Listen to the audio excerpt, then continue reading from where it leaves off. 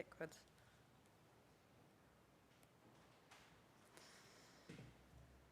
Tēnā koutou katoa. Knowledge into action for Te Taiao, community-led, grounds up. This is a program of social change. There's so much value in the context the program has, environmental, cultural, social and economic. Waiwanaka has from the outset, from the first introduction for us as an emerging project, being the words that I use often, ready, able and willing. We have a huge thank you to the Waiwanaka team and our community, to our land and water, the governors and the co-leads for having the foresight and the courage to lead this kaupapa. And there's also a heartfelt thanks to the other projects for the time that we have spent in your part of the world and how you have taken on board us from the deep south, and we had a lot to learn, and we really are extremely appreciative of you taking us with you on this learning journey. There's been tears of joy and there's been tears of frustration, and that comes and it is born from passion. And that passion is why we need community-led programs. Communities are what leads and creates change. I'm Mandy Bell, and I do come from the Deep South. I'm Chairman of Waiwanaka and Program Director of Knowledge into Action for Te Taiao. I farm at Criffle Station with my stunning family, and I work as a professional in the primary sector in agribusiness, and I'm Chairman of Dairy Industry New Zealand. This photo is a special photo. It's the first known photo of me on Lake Wanaka 58 years ago, in my mother's womb. The years that followed saw us spending many family outings on Lake Wanaka and in the rivers, boating, swimming, camping. Joyful, joyful years. And as a child, I was scared swimming through the weeds where the tuna lived, and I wouldn't put my feet down.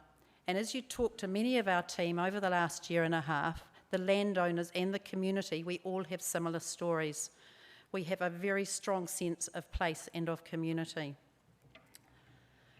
The core of our work is in the how. How do we make it easier for agribusinesses to revitalise Te Taiao? We understand nationally the why, fit for a better world, Taiao ora tangata ora. And we have many whats across the length of New Zealand, the tools. But we need to do way better on the how. Waiwanaka takes a whole of basin, whole of community and a whole of ecosystem approach to our work. The Upper Clutha is unique. We are a rapidly changing mix of rural, urban and tourism. Urban, since 2016, is doubling in size within 10 years. Tourism, 1.4 million visitors pre-COVID, and we're not far off those numbers again. We need to understand the impacts and how we need to revitalise Te Taiao. At the top of the Luggett Bridge, for any of you that have passed down into our part of the world, you can stand on that bridge and cast your eyes around the tops of the mountains, up to Lake Hawea, Lake Wanaka, and the top of the Cardrona Valley. This is our catchment and our community. A community catchment plan was developed 5 years ago, and it was a big call because we were wanting to do it within 15 months because we could see these significant challenges that were coming at us. What dropped out of this was a community that wished to be proactive, healthy ecosystems and community well-being as the core. 60 actions dropped out of this plan, and this is our Waiwanaka roadmap. We've worked with the regional council, the local council, and many of the community on those 60 actions. And again, I'd reiterate that the community strongly tabled that they wish to be proactive in caring for our place and our people. Knowledge into action for Te Taiao, the place-based pilot emerging. We were asked to create 4 hypotheses to set the framework for our work program. If kaitahu, local farmers and catchment groups collaborate to share mataranga Māori, local knowledge, ideas and experiences, then there is opportunity for building mutual understandings of Te Taiao. Secondly, if we utilise a Te Taiao framing, will that support a fast tracking of land use that revitalises Te Taiao? 3, are Te Taiao-led farm plans, will they have a positive impact on environment and wellbeing? And 4, will this enable stronger commercial positions? Over the past 7 years, Waiwanaka, with other stunning local groups and our community, have been contributing and developing a prototype in action, which we call the Wanaka Way. Kiat, Knowledge into Action for Te Taiao, has accelerated that revitalisation of Te Taiao in our community, within the community as a whole. Foundational to the Waiwanaka Way is a network of trusted relationships and knowledge and tools to enable action. When we started the program, and I reiterate Claire's comments, if anyone thought this was easy, we don't believe them. The weaving of knowledges, local farmers, landowners and community, Mataranga Māori and science knowledge, it's not easy and it takes time. We have started to shift that dial. As us working together as a community, that has also not been easy, and there's been tremendous learnings. It takes time, and we are prepared to take the time. And in particular, working with mana whenua, tangata whenua, is absolutely so important, but we have to go at the pace that is appropriate. Central in this diagram, we see our guiding principles, and they have held us firm through this. And one of the particular pieces of work that we did was Renee in the woolshed, and we looked at the values that Waiwanaka held, and we looked at the values of this particular kaupapa.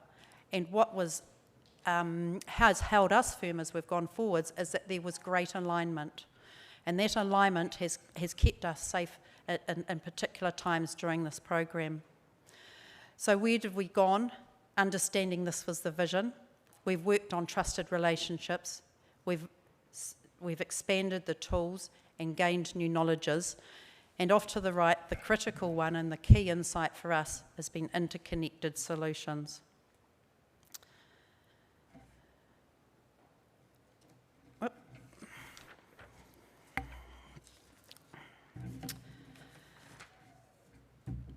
So, Knowledge into Action for Te Taiao has given us the resources towards developing these trusted relationships with the papa tipu punaka of the Upper Clutha. Here is a picture of us at our Christmas party, and we have embarked on a learning journey together. As an organisation, we've had workshops with mana whenua on Te Tuatio Waitangi, local history, place names and biodiversity, as well as completing a 10-week te reo course. As a pilot, our project team has travelled to Taranaki and Paeroa and joined the other pilots to learn and work in partnership and in co-design. We do feel incredibly lucky to have been part of the kaupapa in the north. Alongside this, one of the environmental agencies representing 4 of the 7 Runaka tasked a consultancy to work with us to develop communication channels with Okaha and Te Ao Marama on our work to achieve a level of understanding and a way to identify shared priorities. As with our other relationships, and as I've mentioned, one of the challenges has been moving at the pace of the waka and continuing work concurrently whilst in the early stages of relationship building.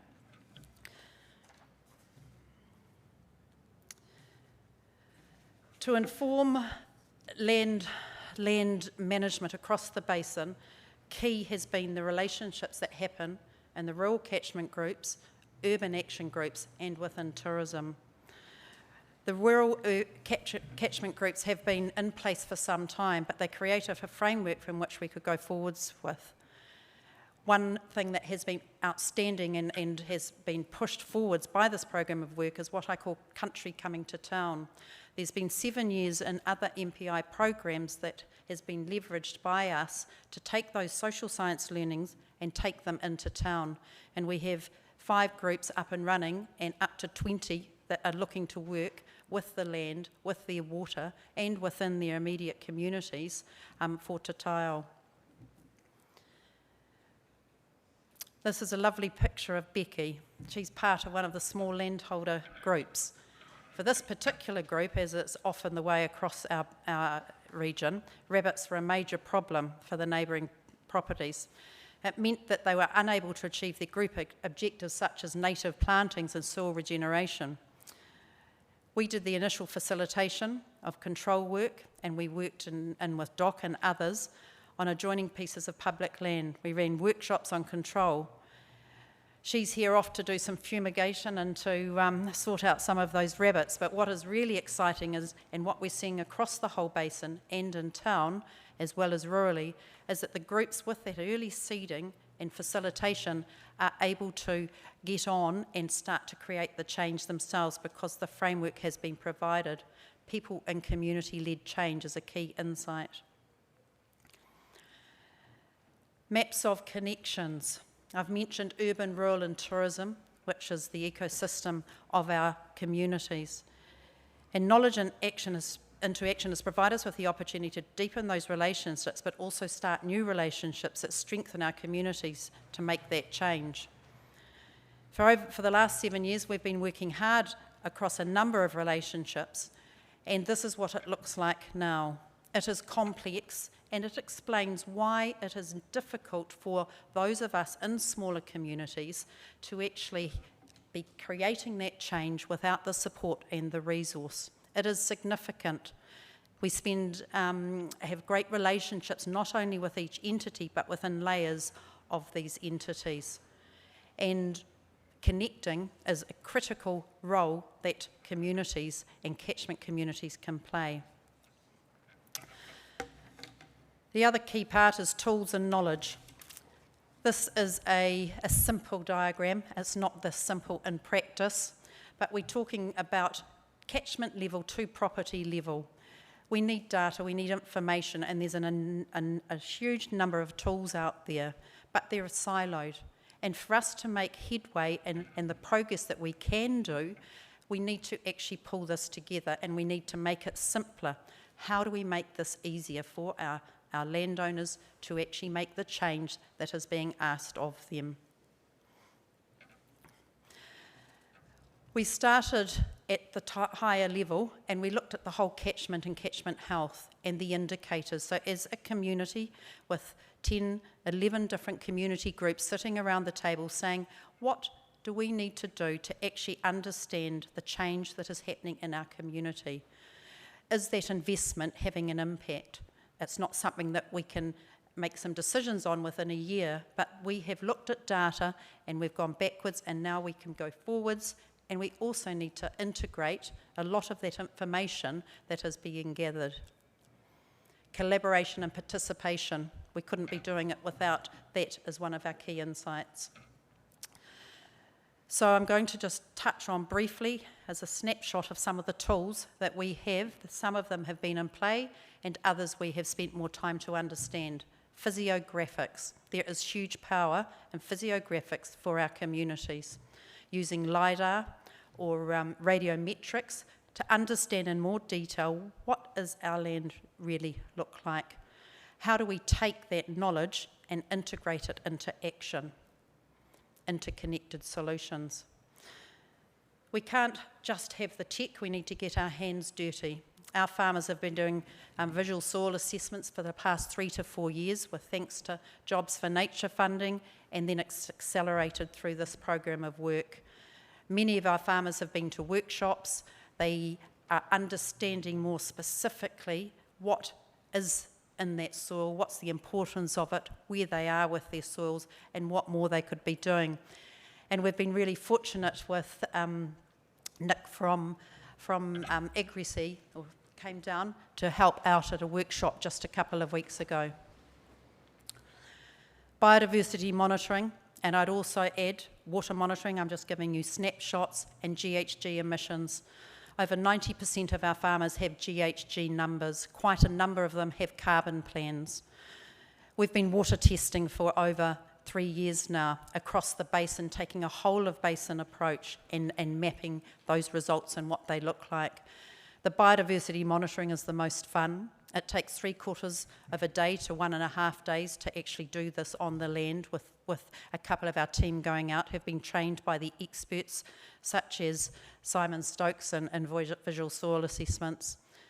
So this information is collated. The farmers will take part in this, but it's a hard ask for farmers to actually be doing this work, taking that data, and then year on year be actually managing that information. So that's why we need integrated management software, time-based, geolocated, and feeding in either, it is coming in either remotely, that's the ideal, without people having to touch this information, best, or we will be putting the information in through one of the team will be out there doing a visual soil assessment, and on this particular property, who actually has an NZ FAP Plus gold status as of 2 months ago, it was just fantastic. They could pull up this information that the catchment group Waiwanaka had been doing and make it easier for them to show and authenticate the good work that they'd been doing. On a broader basis, we're looking to mesh network the whole basin. We have a portion of it, and that work is actually pulling through, again, it's interconnected solutions. It's looking at the whole of success and what that could look like, but we need the access to the resources to pull this through. Lifting ourselves up, we have got information coming from different places. What is the vehicle and the framework then where this could be dropped into? This program, New Zealand Farm Assurance Plus, was set up initially for validation for the top 10% of farmers to market products, but increasingly it's being seen as an excellent framework to support integrated farm management.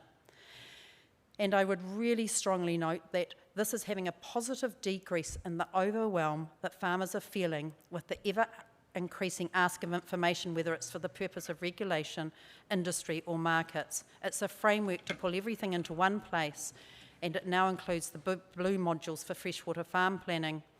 Early on, we worked with Simon Stokes and Alan McDermott, who were a key part in developing this, to understand the framework with a Taiao lens. How did that connect in? Was this should we be going down this pathway? Was it going to be adding value for our landowners? And it was a very strong yes. Taiao approach is woven throughout this platform in care of the land and of the people. Yes, there are some parts that need to be strengthened, and I'd love us to be doing a report to feed back into this framework with some of these learnings. Natural resources are tabled, plans of which there are 11 required, and data and information is referenced in one place. We're working with rural professionals as part of this program, upskilling on integrated approaches and Taiao. Plus, we are working with industry and corporates such as Silverfern Farms and Alliance. There is significant interest in the value that catchment groups can be part of the solution in supporting farmers in this overwhelm and in this data space to create integrated Taiao-led farm plans. It's all very well having a plan and a vehicle, but what does it look like at a snapshot? How am I going on my property? How am I going compared to last year?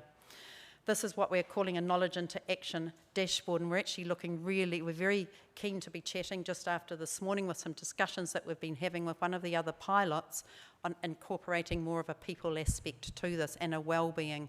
You cannot progress on environmental challenges if you are not feeling great yourself or your family is under pressures. It is too much.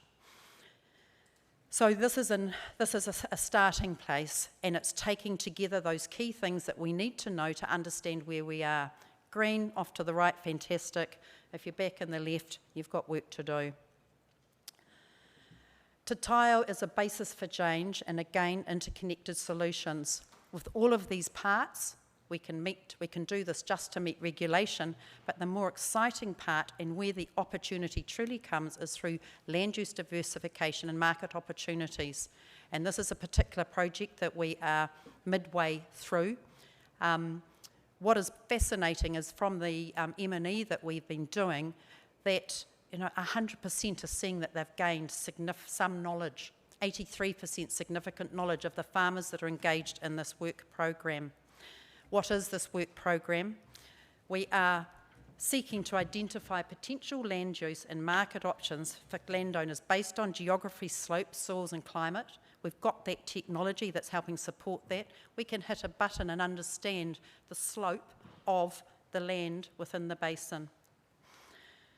Landowners will work with and learn from a range of experts to access knowledge on diversification potential. We started with over 30 and have now 16 opportunities that are detailed with information from market to financials and land use suitability. Those landowners are currently assessing these using a multi-criteria decision-making process. That's been interesting and a great learning curve in itself. And 5 of those will then be taken based on that into a next phase of a business case. We're seeing amazing relationship building with the farmers in this space. Conversations are happening about market advantage and point of difference. All of these new opportunities will need to have a Taiao framework embedded in, and the process that we're going is actually positive to Taiao in itself. So finishing up, what are the big conversations? What are the outcomes? Where are we heading? Where are we now? That BAU, business as usual, mediocre solutions, working in silos, we don't like that space, and there's a shift that is happening. If we jump over to the right, revitalising Taiao is so central to what we need to be doing. We need enduring and integrated approaches, creative and joined up solutions. Currently, delivering on the how, Taiao or a tangata ora, we are well on the journey. We talk now, and we didn't in the past, about regenerative as a nature-based solutions. What does success look like? Strengthening relationships, critical. Healthy ecosystems, healthy communities, and lifting ourselves up out of the rabbit hole, that's a term we use in our part of the world, out of that rabbit hole of digging deep on policy. We actually need to shift, and we need to look at opportunities in value chain and market.